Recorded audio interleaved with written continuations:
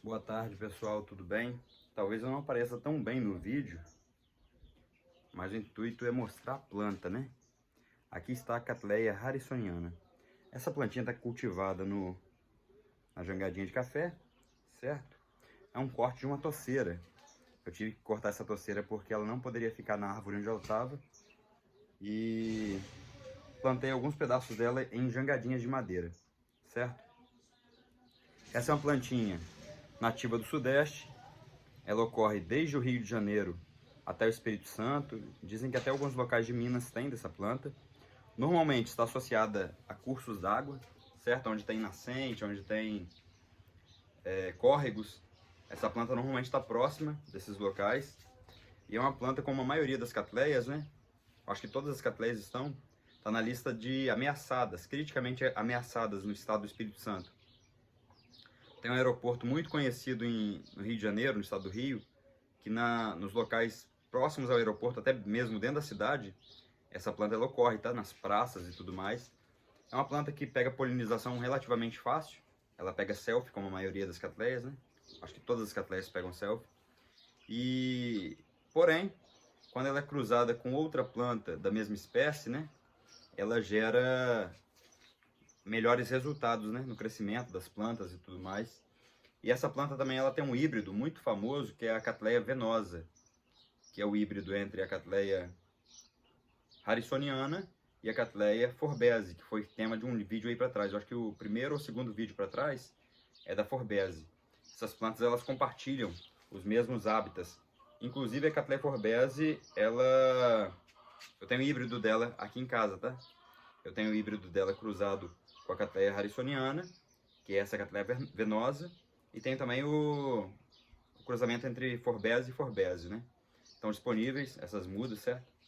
Essa plantinha aqui é uma planta que eu cultivo nesse sistema porque é uma planta que ela ama ter a raiz bem ventilada, tá vendo? As raízes dela são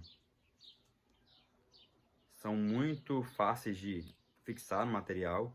Aqui eu fixei a planta com arame, mas já posso tirar esse aramezinho, certo?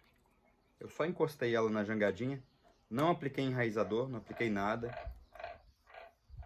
Esse barulho é da Trachycephalus nigromaculatus. É um anfíbio que tem aqui em casa. Vocês ouviram no vídeo? Aqui é assim. Local que não se usa veneno, pessoal, a vida ela prospera, certo? A planta já está bem fixada. O cultivo dela é o mesmo cultivo padrão das cattleyas, né? 50% de luminosidade, né? O sombrite de 50% que eu tenho aqui na lateral. Vou virar aqui para vocês verem. O sombrite é 50%. A rega é toda vez que a planta seca, eu já irrigo. Se a planta tiver um pouquinho úmida ainda, eu não molho, certo? Espero ela secar completamente. E tá aí, ó. Tem 6 meses aproximadamente que eu plantei essa planta aqui. Como era uma toceira, olha como que ela ficou toda torta, toda desengonçada.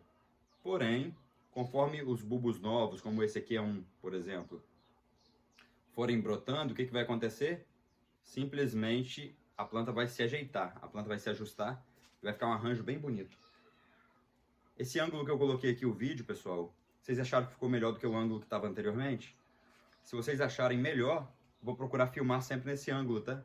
Eu estou olhando aqui, pela imagem que eu estou vendo, parece que fica muito melhor o vídeo filmado dessa forma. Certo? Aqui eu tenho outras cattleyas harrisonianas, vou mostrar a vocês, mas ainda não floriram. Essa planta aqui num pedaço de cerâmica, tá vendo? É uma harrisoniana, essa planta está na cerâmica. E essa planta está no toquinho aqui também. Inclusive essa planta... Ai, ó, maravilha. Tá subindo os botões, tá vendo? Tá subindo botão. Ela não deu tanto botão esse ano, por quê? Porque ano passado eu fiz 4 cápsulas nessa planta. 2 dessas cápsulas eu levei para dentro de um manguezal, porque essa planta, igual eu falei para vocês, ela gosta de estar associada a locais que tem água. Muita água.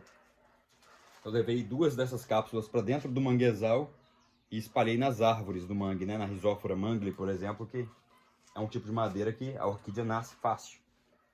E aqui é o resultado de sementes que caíram, tá vendo, pessoal? Seedlings nascendo. Isso pode acontecer também no orquidário de vocês, se não ficar fazendo uso indiscriminado de fungicida, se não abortar as cápsulas, né? Não pode, pessoal, ficar cortando as cápsulas, né? Deixa a planta reproduzir. Porque as plantas estão tão ameaçadas de extinção, essas plantas, principalmente pela expansão imobiliária e pelo desmatamento para a criação de pastagens e tudo mais, que é importante deixar essas plantas reproduzirem. Quando essas plantas gerarem cápsula, deixa as cápsulas serem geradas, deixa as cápsulas serem amadurecidas, para que essas sementes possam voltar para os hábitats naturais, certo?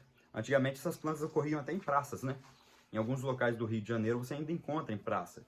Eu já vi Cattleya gutata, Cattleya forbesa e Cattleya harrisoniana em praças, plantas nativas, plantas se reproduzindo, dando cápsula, dando flor, enfim. Pessoal, esse vídeo aqui é um vídeo rápido, certo? É o vídeo do cultivo da Cattleya harrisoniana. A única coisa que eu não falei para vocês é da adubação. A adubação delas eu faço basicamente todas as vezes que eu vou adubar os seedlings, né? Os seedlings, eles são as plantinhas pequenininhas, aquelas mudas que eu vendo. E elas, como estão em processo de desenvolvimento, como elas estão em processo de crescimento, elas precisam de uma adubação. Eu faço quando dá, uma vez por semana. E quando não dá, no mínimo uma vez por mês. Certo, pessoal? Agradeço quem ficou até aqui. Me digam aí se a imagem por aqui fica melhor. Se nesse ângulo fica melhor. Que eu filmo nesse ângulo. Certo? Muito obrigado e até mais.